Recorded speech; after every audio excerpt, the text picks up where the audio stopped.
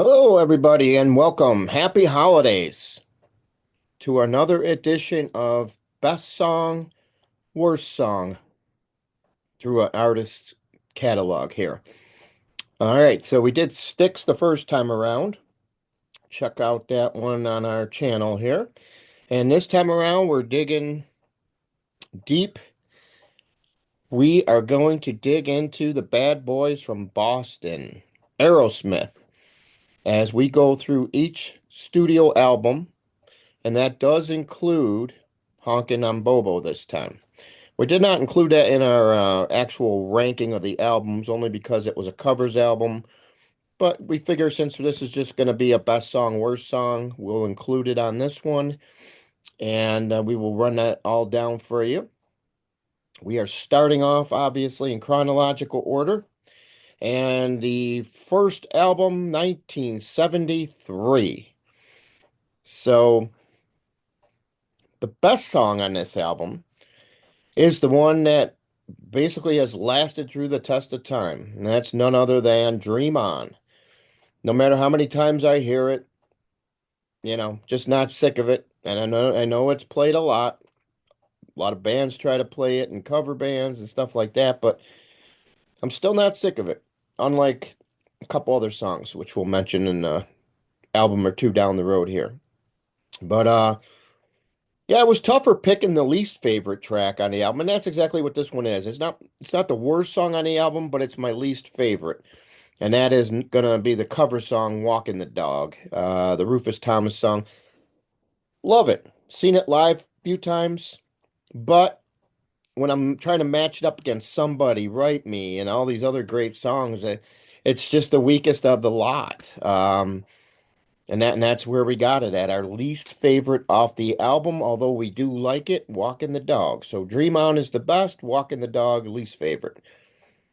And now we will go into 1974. We're going to take it all the way back to 74. Forget Your Wings, the second Aerosmith album. And this one's been a no-brainer for me ever since I heard this album.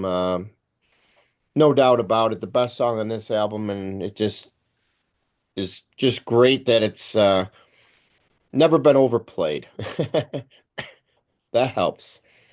And that's none other than Seasons of Wither, just a classic Aerosmith song from their golden era that stood the test of time, and they still played it on the final three shows of their tour. The what turned out to be the farewell.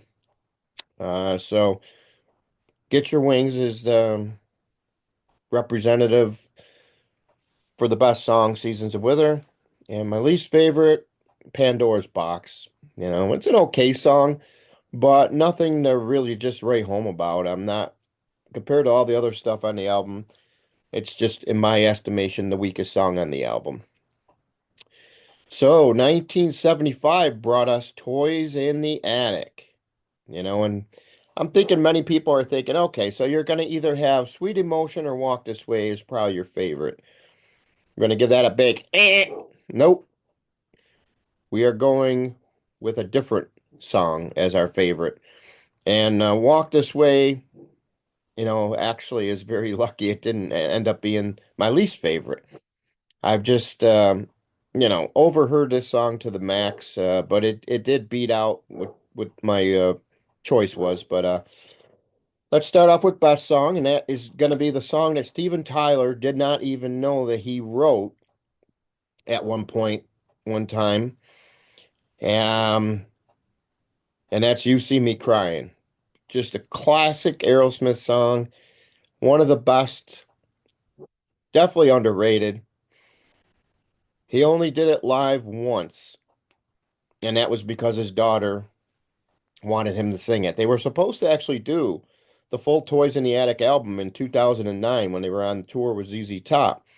But if you remember, Steven Tyler fell off the stage, hurt himself, and that rest of that tour got canceled some 9, 10 dates in or something like that. Luckily, I was fortunate enough to see that tour down the road and before that all took place.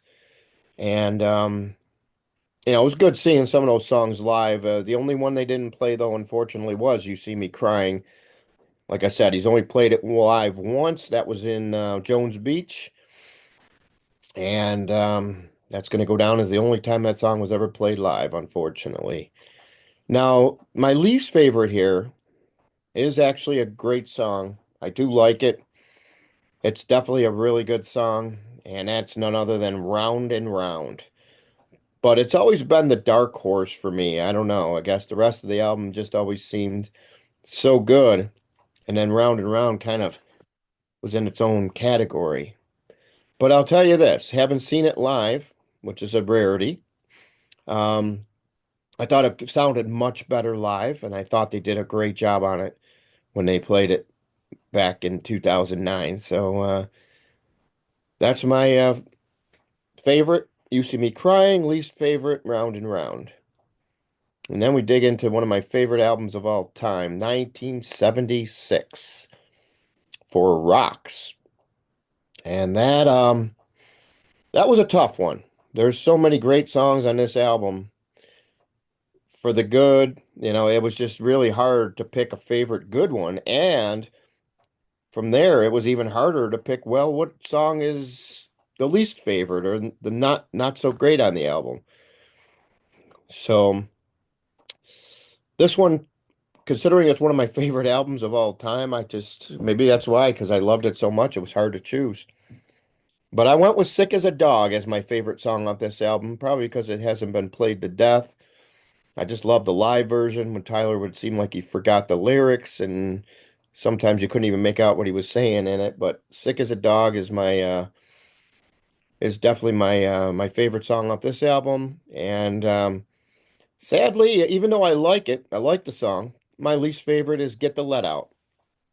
And it's just not as strong as the rest of the album, that's all. There's got to be one song you got to pick. Sadly, that is the one. Draw the Line, 1977. This is where band kind of started to go south, went downhill. And that was once again recorded at the Senecal in Armonk, New York, and some recording was done at the record plant as well. Got this Al Hirschfeld caricature drawing there, and fortunately, this is their excessive lifestyle. Just kind of these things started coming undone. They weren't a cohesive unit anymore, and but this album still went on to sell a million copies. Obviously.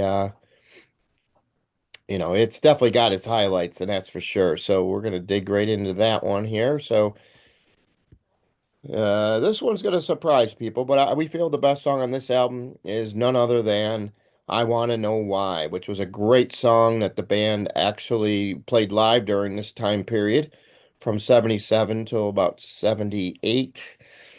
It appeared on many set lists. Just a great, great song. Definitely one of those ones that I don't know why the band turned a blind eye to it, after recording it, all these many years later, because it's a strong song and it stands out and it's just a great song. Now, to pick the least favorite on this one, it's a little tough. At first, I was going to go with Milk Cow Blues just because it was a cover and they did okay on it. But after further review, I decided that Sight for Sore Eyes is the one that's just a little doesn't have that punch, that zest that Aerosmith usually does. So that's why I went with that one. Now, that's not to say I hate the song, because I don't. I like it, but I just don't like it as much as the other songs on the album. So there you have it. All right, so after all the drugs and everything, we get into 1979, and that's when Spilled Milk kind of ended the band. World Series of Rock out in Cleveland, Ohio, stadium show, and that's where the shit hit the fan. Um, Night in the Ruts was an interesting album because Joe Perry kind of left right in the middle of it. He's only credited on playing on some of the songs on the album. And then his replacement, Jimmy Crespo, actually played a little bit on the album as well. Even they even got listed that they both played on some of the same songs, so they must have liked the one take over the other's take or something. I don't know. It was just all kind of weird how that album came together because Perry it was on the cover, but for some reason, you know, everything that had happened just kind of put a damper on things, and that's when Perry left to form his Joe Perry project. So for me, this one was a tough album because Night in the Ruts definitely, in estimation, I feel it's weaker than Draw the Line. The songs aren't as strong, but I gave the nod to 3 Mile Smile. I feel that's a really good song. That's definitely the highlight for me on the album, and that was one they actually played pretty much up until the time Joe Perry actually came back. They would play it in every set, so they thought highly of the song at one point. And the weakest track I picked, Think About It. Not a bad version, just nothing like the rest of the album. I just like the other songs on the rest of the album a little bit better. Think About It was a cover. Yardbirds, nah, good enough. That's what I picked for it. Yep, 1982. Took them 3 years to make this album. It finally comes out in 82, and just more drugs and debauchery. Tyler was in a motorcycle accident, and yeah, just crazy stuff happening around this time. But I'll tell you one thing. Jimmy Crespo did a great job on this album. Wrote a lot of the songs with Steven Tyler, and so I picked the best song for this one. I picked Joni's Butterfly, which to me is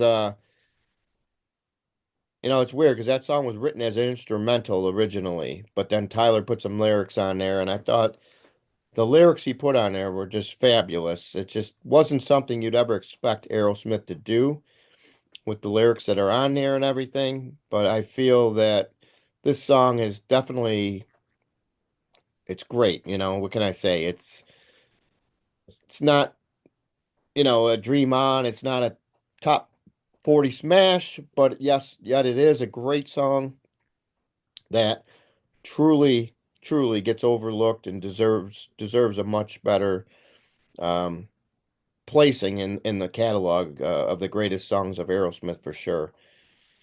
And when I went through this album to try to decide what song is the weakest on this album, I really it was hard to choose this one as well. I just really like this album. But when I went back and re-listened to everything, I gave the nod to the title cut, Rockin' a Hard Place, Cheshire Cat. It's got a cool riff and everything, but I don't know, it just doesn't flow as great as Bitches Brew or Jailbait or even the great version of Cry Me a River that Tyler sings. I just Rockin' a Hard Place, the song is just not up to speed like all the other songs, and that's why it ended up where it is as my least favorite from the album. And after very very much things happen, dust settled, the band gets back together. 1984, they would go on a tour before they did any recording, and just to see how things would work out. Worked out great. They go in the studio and record Done with Mirrors, 1985. And, you know, Joe Perry decided, I wrote this song originally with Steven Tyler's vocals in mind, so let me have him sing it. They reworked it, rewrote some of the lyrics, and the end result was Let the Music Do the Talking. And by God, yes, that's still the best song on the album today. I love both versions. I love the Perry Project version. I love this version. And it was just cool that they took that song and redid it. I really enjoy it. Easily the best song on the album. Um, Least favorite, I had to go with Sheila. Not a big fan of it. Don't hate it, just not a big fan of it, and that's why it is my least favorite on that one there. Okay, so next comes the big one. 1987. We're gonna take you on a permanent vacation. And boy, what a comeback. Uh, awesome album. And this was actually one that I couldn't believe. I didn't know what my favorite song from this album was. I just couldn't figure it out. Took me a while, but then I had to re-listen to it again, and the singles just weren't anything that really touched me.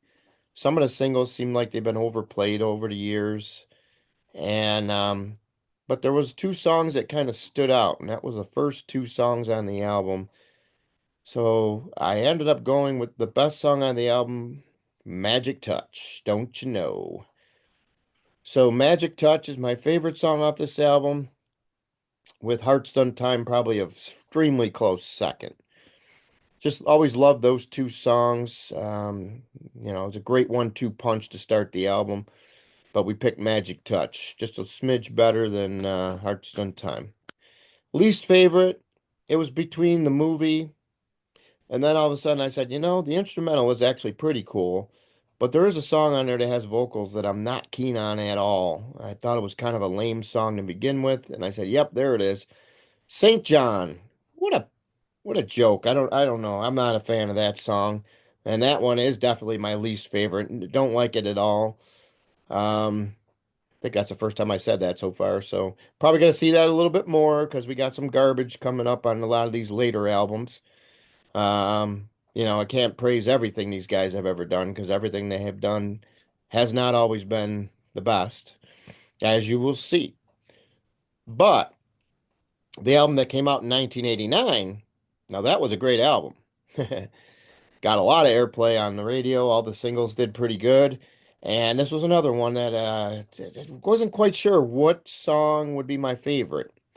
But after further ado, it's none other than Fine. Fine.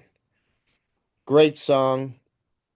Definitely the song on the album that has smoke to it. It just kicks ass. It's got that zest.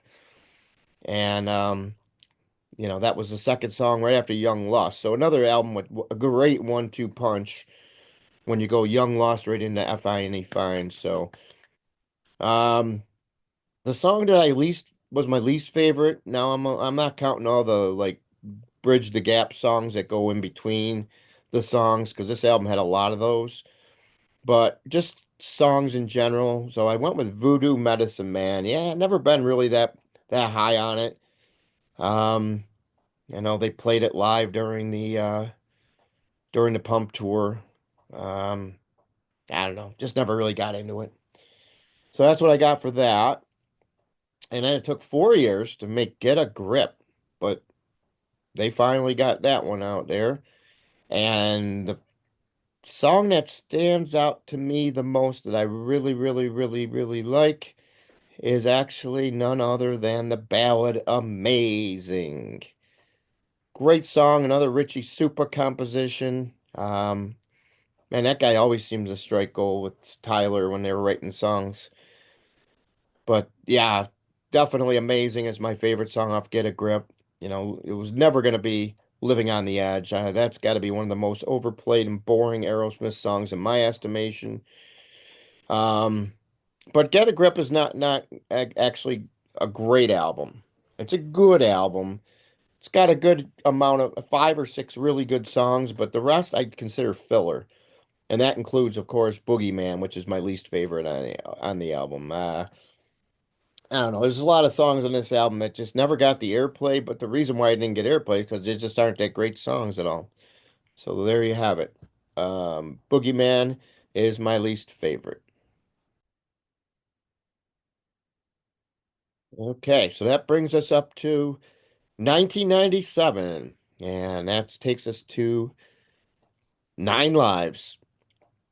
Yeah, this album, a lot of the songs, it was really, really hard, actually. I didn't know what my favorite or my least favorite was. I actually had to listen to it twice through to sort it all out.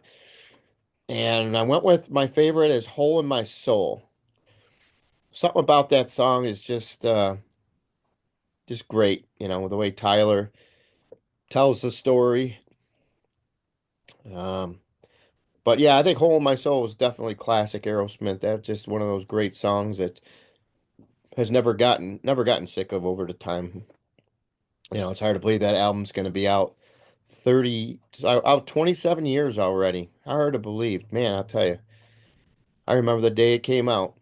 Just crazy how time flies on by here. But nothing's gonna give here. Something's got to give, right? That's my least favorite on the album. I don't know. I just something about that one. There was a couple others that were up for consideration, but I went with Something's Got to Give.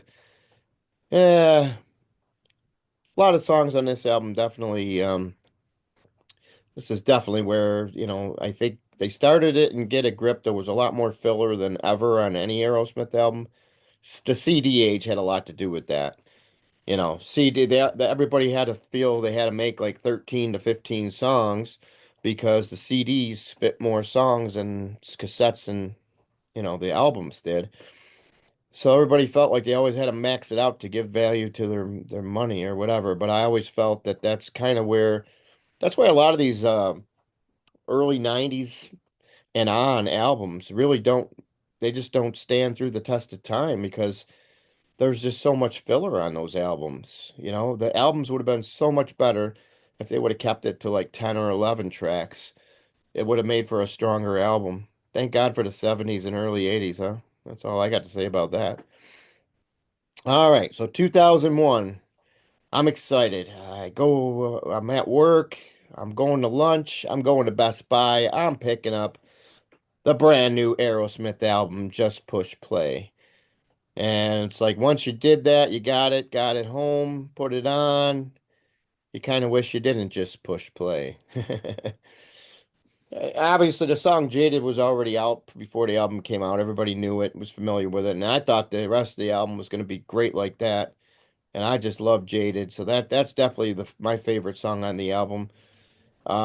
There's a couple others that are really good, don't get me wrong, but one of the ones that really gets my nerve is Trip Hoppin'. Can't stand that song. I don't know why they put all this type garbage on here to deviate from the rock and roll, man. It was just heartbreaking and, just a joke. Trip Hoppin', definitely the least favorite on this album. And it wasn't even a contest, really, although there's a couple other ones on here that I wouldn't mind if they didn't appear on the album either. So there you have it. That's Just Push Play in a nutshell. And then we get down to 3 more years down the road, they decide to do a covers album. And Honking on Bobo is born. And I'm not a big blues guy. I mean, I like a lot of blues songs, but I'm not really a blues guy, really. I'm really not. And Honkin' on Bobo was definitely a departure, for me. Not really liking the blues as much. And but I give them prods for Roadrunner. The opening track is definitely the best song on the album. And I gave Temperature the nod is my least favorite. It could have been any of them, really. I'm not a fan of this album, and it's a shame. But it was another failed experiment, really, for these guys. And then it took them another 8 years before we got their final, what turns out to be, at least as of right now, the final album, Music from Another Dimension. And it's another album that's long in the tooth. Too many songs. They should have chopped off about three of them. Um, the best song without a doubt, and it should have been a huge hit. If I Don't Want to Miss a Thing was a number one song, then What Could Have Been Love should have at least been a top 10 song. That's my take on it. I just love What Could Have Been Love. That's definitely one of the last great Aerosmith songs of all time there.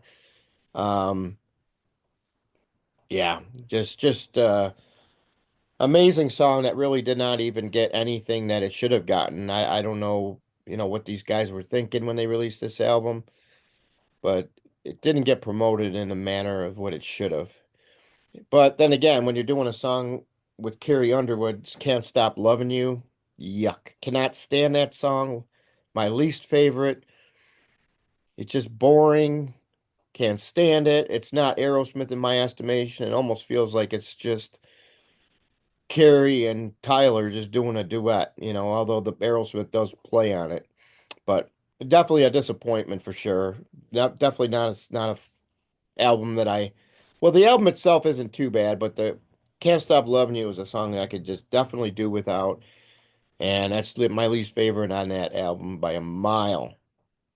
So there you have it. We got our best track, worst track on Aerosmith. And stay tuned for much, much more. We're gonna do many more of these type of episodes down the road. I'll even have some guests on it to get their take on it. Because the more different takes you have on some of these albums, then you can see a couple different sides. And if you see if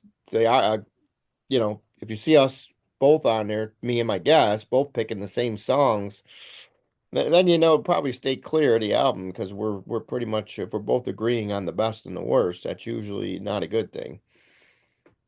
So there you have it. All right, so best track, worst track of Aerosmith is in the books. Please subscribe. We definitely would love to see you subscribe. Don't be afraid to share our videos. Put them, in wherever. Share them in Facebook, any of the social media accounts. We're happy to have anybody that's willing to, share alike. And like I said, please subscribe if you haven't already. We definitely got a lot more content coming down the road with all my special guests that I usually bring in over the course of time. Expect to see them all return here shortly. We're going to have Davey Cretin back on like normal. Mr. Tom Jennings, another great friend of mine who's definitely one of the greatest music critics out there. Um, and of course, Mr. David Hens from his website, and much more. So stay tuned.